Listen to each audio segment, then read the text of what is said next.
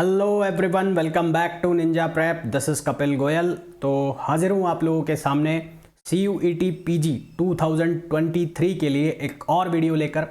तो आज के वीडियो में जो यूनिवर्सिटी है हमारी, जिसके बारे में हम डिस्कशन करेंगे, वो यूनिवर्सिटी है हैदराबाद सेंट्रल यूनिवर्सिटी। इसके पहले हम ऑलरेडी बात कर चुके हैं JNU के बारे में कि JNU में जो PG एडमिशन्स हैं CUET PG के थ्रू कौन कौन से कोर्सेज में होते हैं, क्या उनकी कट ऑफ रहती है, टोटल नंबर ऑफ इनटेक क्या है, वो हम बात कर चुके हैं। फिर हमने बात की थी BHU के लिए कि BHU में PG एडमिशन CUET PG के थ्रू किस तरह से होते हैं, क्या उनकी कट ऑफ रहती है, टोटल इनटेक क्या है। फिर हमने बात की दिल्ली यूनिवर्सिटी की, और आज हम बात कर रहे हैं हैदराबाद सेंट्रल यूनिवर्सिटी की। कई लोगों की डिमांड आ रही है कि DAV इंदौर के लिए बनाओ या CU राजस्थान के लिए बनाओ, तो मैं 1 बाय 1 ये सब वीडियोस बना रहा हूँ जैसे जैसे मुझे टाइम मिल रहा है, क्योंकि आप लोगों को जैसा पता ही है कि CUET PG फिज़िक्स की भी मैंने सीरीज़ चलाई हुई है, जिसमें अभी हमारे 2 सब्जेक्ट्स चल रहे हैं। एक सब्जेक्ट जो चल रहा है वो है EMT, और दूसरा जो सब्जेक्ट चल रहा है वो है ऑसिलेशन एंड वेव्स। एंड आप लोगों का जो प्यार मिल रहा है इन वीडियोस को, वो काबिल तारीफ़ है। बहुत सारे जो लोग हैं वो व्हाट्सएप ग्रुप है जो उससे जुड़ चुके हैं, और अगर बाकी लोग भी इन व्हाट्सएप ग्रुप से जुड़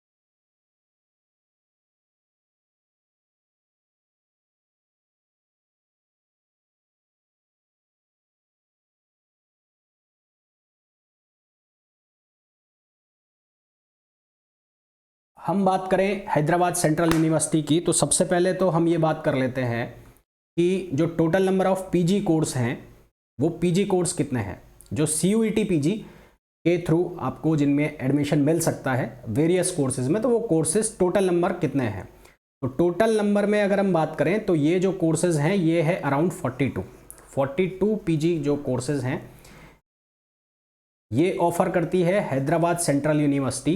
किसके थ्रू? CUET PG के थ्रू, है ना।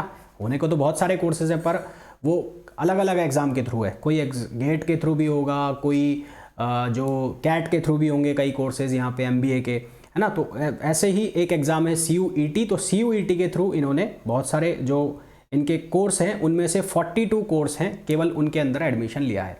जिस तरह से जैसे कि हम MSc कोर्सेज़ की बात करें, MSc प्रोग्राम्स की बात करें, तो लगभग 8 से 10 MSc प्रोग्राम हैं जिसमें जो CUET PG के थ्रू एडमिशन मिलेगा। इसी तरह से लगभग 20 से 22 MA के प्रोग्राम्स हैं। फिर MBA के प्रोग्राम्स की अगर मैं बात करूं तो 3 MBA के प्रोग्राम हैं, और बाकी अदर्स का मतलब जैसे कि जो आर्ट्स वो पेंटिंग वाले हो गए, MFA हो गया, है ना, फिर MEd के हो गए। तो इस तरह के जो कोर्सेज हैं वो बाकी अदर्स कैटेगरी में मैंने डाले हुए हैं। तो कुल मिलाकर मेन बात जो है वो ये बात है कि जो 42 कोर्स है उसके अंदर CUET PG के थ्रू एडमिशन मिलेगा। आगे बात की जाए कि कौन कौन से कोर्सेज हैं, तो सबसे पहले अगर हम बात करें MSc कोर्सेज़ की, तो MSc में मैं अगर बात करूं सबसे पहले, तो MSc में जो पहला कोर्स में यहाँ पर दिख रहा है आपको, वो है प्लांट बायोलॉजी एंड बायोटेक्नोलॉजी। तो इसका जो पेपर कोड है आपका, वो हालांकि मेरे को बताने की ज़रूरत नहीं है, अगर आप प्रिपरेशन कर रहे हो तो फिर भी मैं बता देता हूँ। इसका जो पेपर कोड लगता है वो लगता है PGQP22। कौन सा लगता है? PGQP22। और पैटर्न मैं पहले भी बता चुका हूँ, फिर बता देता हूँ। 25 जनरल क्वेश्चन आएंगे, 75 डोमेन स्पेसिफिक नॉलेज क्वेश्चन होंगे। मेन जो बात है वो जो आपको पता होनी चाहिए कि यहाँ पर एडमिशन के लिए अगर आप नंबर भी ले आते हैं तो आपकी जो BSc है वो मिनिमम 60% से होनी चाहिए। BSc मिनिमम 60% से होनी चाहिए, जिसमें कि आपका कम से कम एक सब्जेक्ट इन सब्जेक्ट्स में से होना चाहिए। कौन से? केमिस्ट्री, या हो आपके पास बॉटनी, जेनेटिक्स, माइक्रोबायोलॉजी, बायोकेमिस्ट्री और बायोटेक्नोलॉजी। इन सब्जेक्ट में से कोई ना कोई एक सब्जेक्ट आपके पास बीएससी में होना चाहिए, जो यहाँ पर लिखा हुआ है। और सबसे बड़ी बात, जो आपकी मिनिमम परसेंटेज क्राइटेरिया है एडमिशन के लिए, वो है 60%, है ना। यहाँ पर ऐसे कोई कैटेगरी मेंशन नहीं है कि आप जनरल से हो, आप ओबीसी हो, ईडब्ल्यूएस हो, या एससी हो, या एसटी हो, वो कुछ भी मेंशन नहीं है, साफ साफ लिखा हुआ है 60%। फिर दूसरा कोर्स जो दिख रहा है यहाँ पर, वो एमएससी माइक्रोबायोलॉजी और इम्यूनोलॉजी। तो यहाँ पर भी मिनिमम एलिजिबिलिटी क्राइटेरिया जो है वो 60% बीएससी में, है ना। कितना? 60% विद एटलीस्ट वन सब्जेक्ट। कम से कम एक सब्जेक्ट आपका जो बीएससी है उसके अंदर होना चाहिए, जूलॉजी हो या तो, या genetics, biotechnology, biochemistry, botany, microbiology, life science. फिर अगर बात की जाए MSc animal biology and biotechnology, तो एनिमल बायोलॉजी और बायोटेक्नोलॉजी के अंदर अगर आपको एडमिशन लेना है तो यहाँ पर minimum 60% cumulative marks in science subject होना चाहिए, केवल साइंस। और यहाँ पर जो एलिजिबिलिटी क्राइटेरिया है वो है अलाइड साइंस या बीटेक। अब any graduate in natural and allied science और BTech biotechnology with minimum 60% cumulative marks in science subject. Science के जितने भी सब्जेक्ट हैं उनके अंदर आपके जो टोटल परसेंट बन रहे होंगे वो 60% हैं, तो आप एडमिशन ले सकते हैं अगर आप जो कट ऑफ है उसके ऊपर चले जाएं या कट ऑफ को पार कर लें। फिर अगर हम बात करें बायोकेमिस्ट्री, एमएससी बायोकेमिस्ट्री की बात की जाए तो उसके अंदर मिनिमम 60%, और जो आपकी ग्रेजुएशन है उसमें कम से कम आपके पास एक सब्जेक्ट या तो केमिस्ट्री हो या बायोकेमिस्ट्री हो। तो यहाँ तक तो हमने बात कर ली है 4 एमएससी कोर्सेज़ की, जिसमें हमने बात की प्लांट बायोलॉजी, बायोटेक्नोलॉजी, फिर हमने बात की माइक्रोबायोलॉजी, इम्यूनोलॉजी, फिर हमने बात की एनिमल बायोलॉजी, बायोटेक्नोलॉजी, फिर हमने बात की बायोकेमिस्ट्री। आगे के बाकी के एमएससी कोर्स की बात करें अगर हम, तो अगर आपको केमिस्ट्री से एमएससी करना है हैदराबाद सेंट्रल यूनिवर्सिटी से, तो आपकी देखो बीएससी मिनिमम 60% का क्राइटेरिया तो लगभग सभी में दिखाई दे रहा है। अब यहाँ पे स्पेसिफिक सब्जेक्ट केमिस्ट्री है, तो केमिस्ट्री में ग्रेजुएशन के अंदर आपके पास जो सब्जेक्ट होने चाहिए, one of the subject preferably in combination with physics and mathematics. Chemistry एक सब्जेक्ट होना चाहिए आपके पास, किस कॉम्बिनेशन के साथ? फिजिक्स या केमिस्ट्री के साथ। मतलब आपने केमिस्ट्री मतलब हम बीएससी बायो करते हैं तो केमिस्ट्री तो वहाँ पर भी है, पर उनको यहाँ पर एडमिशन नहीं मिलेगा, प्रेफर नहीं किया जाएगा। प्रेफर किसको किया जाएगा? जिसने बीएससी कर रखा है मैथ से, यानी कि वो जो बच्चा है केमिस्ट्री का उसके पास एक दूसरा सब्जेक्ट या तो फिजिक्स है या मैथ्स है। बीएससी बायो वाला जिसके पास केमिस्ट्री है उसको यहाँ पर प्रेफर नहीं किया जाएगा। तो ये मोस्ट इंपॉर्टेंट बात है, इसको ध्यान रखना। जो हैदराबाद सेंट्रल यूनिवर्सिटी में केमिस्ट्री एमएससी जो है वो केमिस्ट्री से करना चाहता है, तो मेन ये बात का ध्यान रखना तुम कि यहाँ पर आपका जो कॉम्बिनेशन है सब्जेक्ट का वो फिजिक्स और मैथमेटिक्स के साथ केमिस्ट्री होना चाहिए, बायो वाला प्रेफर नहीं किया जाएगा। फिर अगर हम बात कर लें फिजिक्स, यदि आपको फिजिक्स से एमएससी करना है हैदराबाद सेंट्रल यूनिवर्सिटी से, तो यहाँ मिनिमम 60% का क्राइटेरिया तो ये हो ही गया। फिर आपका बीएससी के अंदर कम से कम जो एक सब्जेक्ट है वो फिजिक्स होना चाहिए। कॉम्बिनेशन में क्या होना चाहिए उसके साथ? कॉम्बिनेशन में उसके साथ मैथमेटिक्स होना चाहिए। कॉम्बिनेशन में उसके साथ क्या होना चाहिए? मैथमेटिक्स। इसके अलावा यदि आपके पास बीएससी नहीं है, आपने कोई और ग्रेजुएशन कर रखा है, और ग्रेजुएशन से मेरा मतलब आपने बीई कर रखा है या बीटेक कर रखा है, तो वो बीई बीटेक एटलीस्ट 55% मार्क्स के साथ होना चाहिए, जिसमें कि आपके जो साइंस सब्जेक्ट हैं, साइंस सब्जेक्ट कौन कौन से? फिजिक्स, मैथमेटिक्स और इलेक्ट्रॉनिक्स। फिजिक्स, मैथमेटिक्स और इलेक्ट्रॉनिक्स, इनका कम्युलेटिव कितना होना चाहिए? 60%। बड़ा पेचीदा सा मामला है, सुनो बात दोबारा से। अगर आपने बीएससी कर रखा है तो बीएससी में तो 60% सीधा सीधा, और फिजिक्स और मैथमेटिक्स का कॉम्बिनेशन हो। और अगर आप बीएससी नहीं हैं और आपने बीई या बीटेक कर रखा है तो आपका एग्रीगेट कम से कम कितना हो? 55%। फिर आपका जो फिजिक्स सब्जेक्ट है बीटेक के अंदर, मैथमेटिक्स सब्जेक्ट है और एक सब्जेक्ट होता है इलेक्ट्रॉनिक्स, ये फर्स्ट सेम में सारे ही पढ़ते हैं तुम। तो इन तीनों में जो कम्युलेटिव मार्क्स है वो मिला के कितने आने चाहिए? 60% आने चाहिए, तो एडमिशन के लिए आप जा सकते हो, है ना। बहुत पेचीदा से मामले हैं ये। फिर एमएससी स्टैटिस्टिक्स की बात करें तो यहाँ पर मिनिमम 60% का क्राइटेरिया वही। और फिर आपका जो बीएससी है उसके अंदर ऑप्शनल सब्जेक्ट आपके होने जो चाहिए वो मैथमेटिक्स या स्टैटिस्टिक्स, और या फिर इसके अलावा 50% मिनिमम, बीएससी नहीं किया तो 50% मिनिमम हो। जिन्होंने बीए कर रखा है, बीएससी ऑनर्स से कर रखा है मैथ में या स्टैटिस्टिक्स में, और उनको एडमिशन लेना है तो कम से कम उनके 55% होने चाहिए। फिर उसके बाद बात करें अगर मैथमेटिक्स या अप्लाइड मैथमेटिक्स में आपको एमएससी में एडमिशन लेना है तो उसके लिए वही क्राइटेरिया है जो स्टैटिस्टिक्स वाला है, या तो बीएससी के अंदर 60% या बीए या फिर ऑनर्स, बीएससी ऑनर्स में आपके कम से कम 55% होने चाहिए, है ना। तो यहाँ तक हमने बात की एमएससी कोर्सेज के बारे में।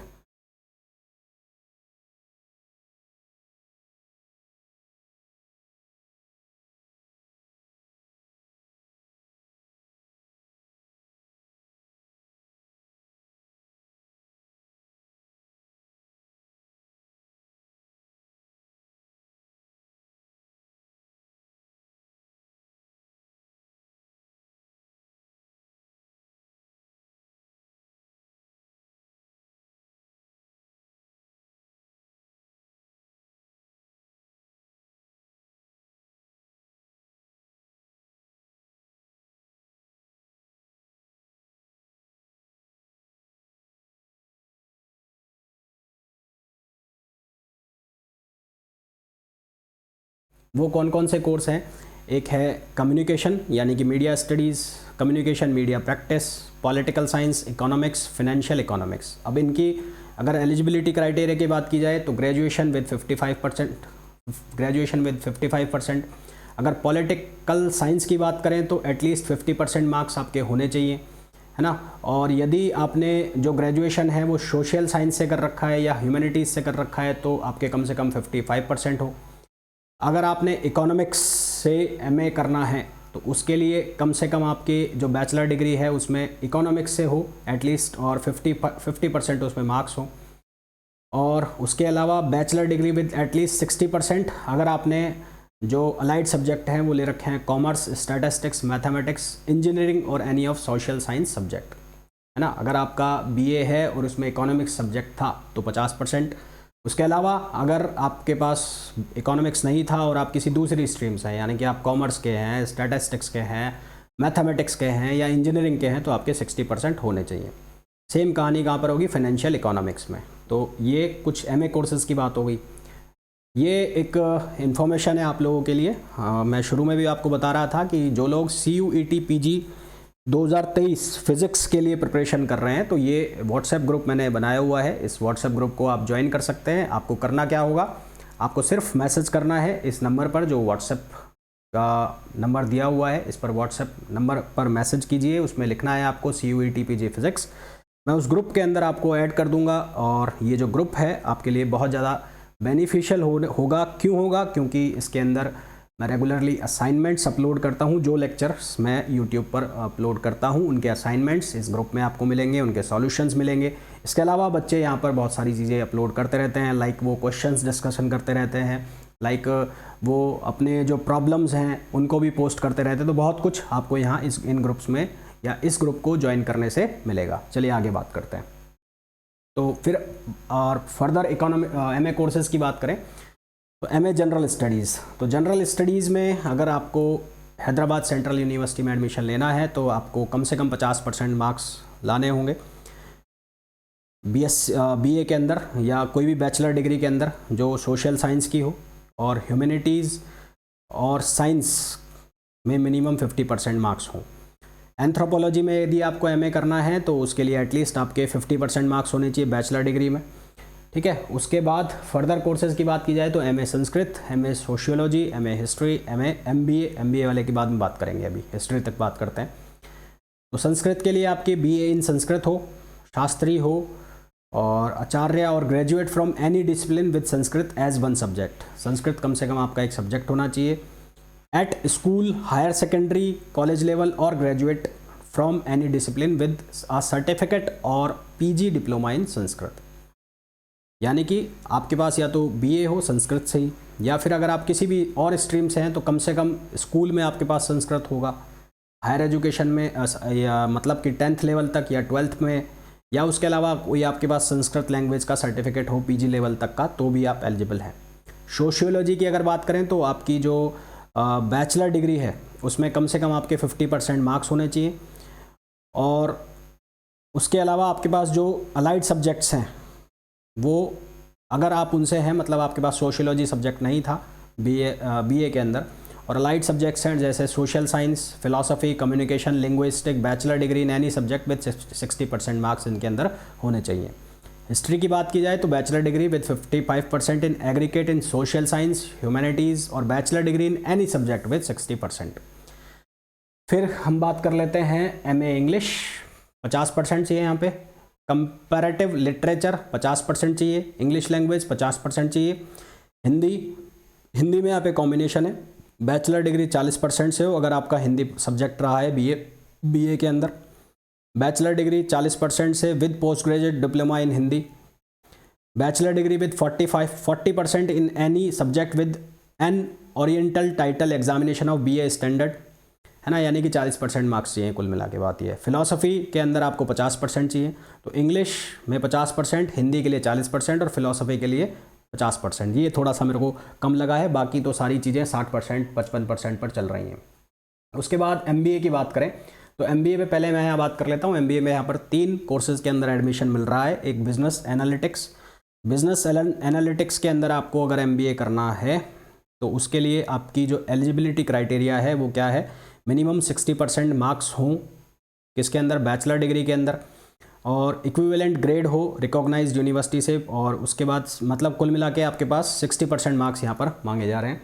उसके बाद एमबीए एग्जीक्यूटिव में एडमिशन मिल रहा है, और हेल्थ केयर और हॉस्पिटल मैनेजमेंट में। तो हेल्थ केयर और हॉस्पिटल मैनेजमेंट में आपके पास 60% मार्क्स कम से कम हो बैचलर डिग्री में, है ना, और वो बैचलर डिग्री किससे हो, Ayurvedic, homeo, Unani, dental, physiotherapy, nursing, pharmacy, pharma, D medical, lab technology, biomedical, biotechnology, any life science subject candidate with MBBS background with 55% marks are eligible to apply. ठीक है, 60% तो ये जो ऊपर लिखा है Ayurvedic, homeo, Unani, dental, physiotherapy, nursing, pharma, D medical, lab technology इनके लिए, और एमबीबीएस वाला है जो उसके लिए 55%। एमबीए एग्जीक्यूटिव के लिए आपके जो एलिजिबिलिटी क्राइटेरिया है वो बैचलर डिग्री और equivalent with a minimum of 55% marks और equivalent grade of any recognised university. और उसके बाद जो कैंडिडेट एमबीए करना चाहता है यानी कि एग्जीक्यूटिव एमबीए करना चाहता है उसको कम से कम 3 साल का वर्क एक्सपीरियंस हो, है ना। तो ये बात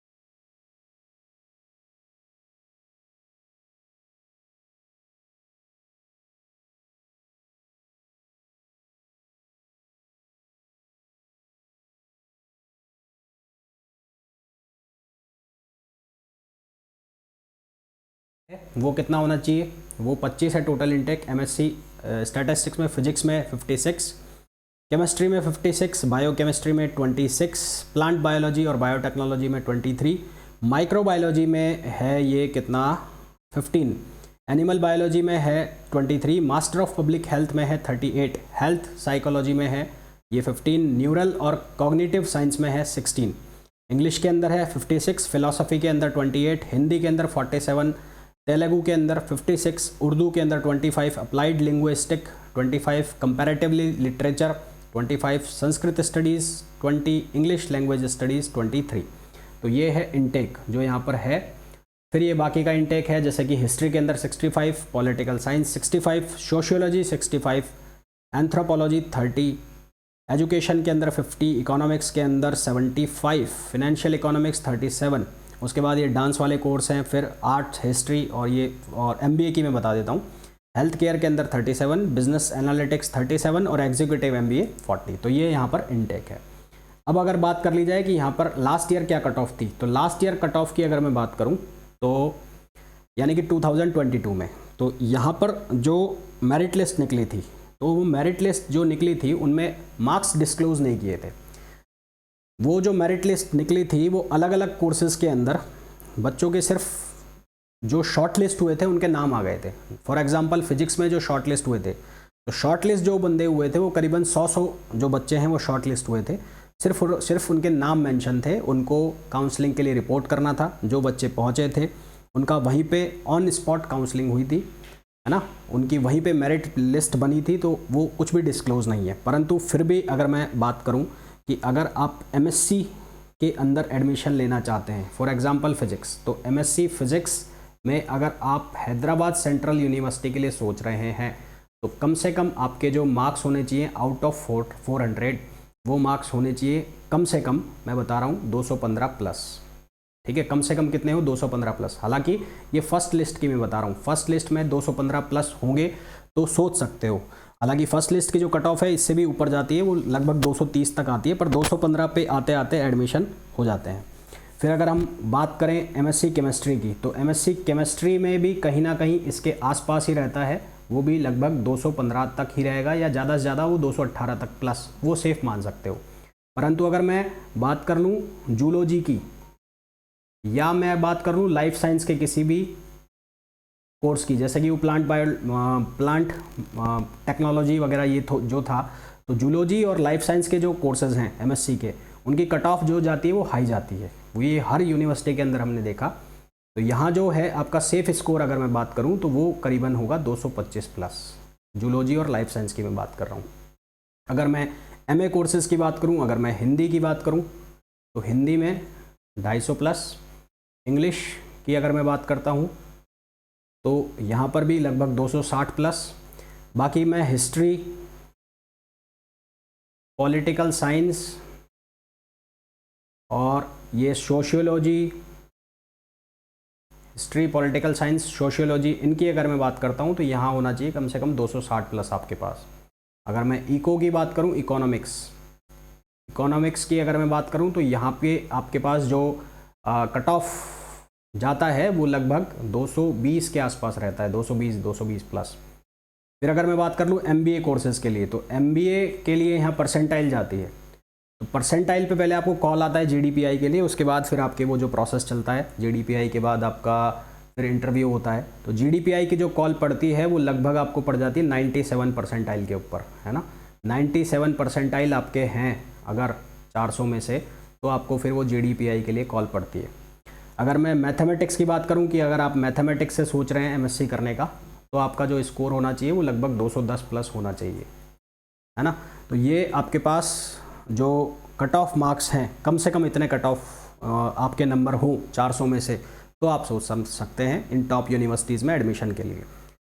तो ये था हैदराबाद सेंट्रल यूनिवर्सिटी के लिए CUET PG के थ्रू एडमिशन का प्रोसेस, कितने नंबर ऑफ कोर्सेज हैं, क्या एलिजिबिलिटी है, टोटल इनटेक क्या है और क्या कट ऑफ रहती है। होपफुली ये जो वीडियो है आप लोगों के लिए बहुत ज़्यादा यूज़फुल होगा। आप जब फॉर्म भरेंगे, अभी जो निकलेंगे CUET PG के फॉर्म निकलेंगे, जब उसमें आप यूनिवर्सिटीज़ चूज़ करेंगे कि कौन सी यूनिवर्सिटीज़ चूज़ करनी है, तो ये वीडियोस आपके लिए वहाँ पे बहुत ज़्यादा यूज़फुल होंगे। आपको इनसे गाइडेंस मिलेगा कि किस यूनिवर्सिटी के लिए आपको अप्लाई करना चाहिए, किस यूनिवर्सिटी के लिए आपको अप्लाई नहीं करना चाहिए। एक बार मैं फिर से बता दूँ, जो लोग प्रिपरेशन कर रहे हैं PG फिजिक्स के लिए, तो वो लोग इस व्हाट्सएप ग्रुप पे जुड़ सकते हैं। आपको सिर्फ मैसेज करना है CUET PG फिजिक्स, मैं आपको ग्रुप में ऐड कर दूंगा। आपकी कोई भी क्वेरी है किसी भी कोर्स से रिलेटेड, तो आप कमेंट करके मुझसे पूछ सकते हैं। कमेंट सेक्शन आप लोगों के लिए ओपन है। होपफुली ये वीडियो आप लोगों के लिए बहुत यूज़फुल होगा। चैनल को छोड़ने से पहले प्लीज़ चैनल को सब्सक्राइब कर दीजिए, अगर नहीं किया है तो वीडियो को लाइक करना ना भूलें। Thank you.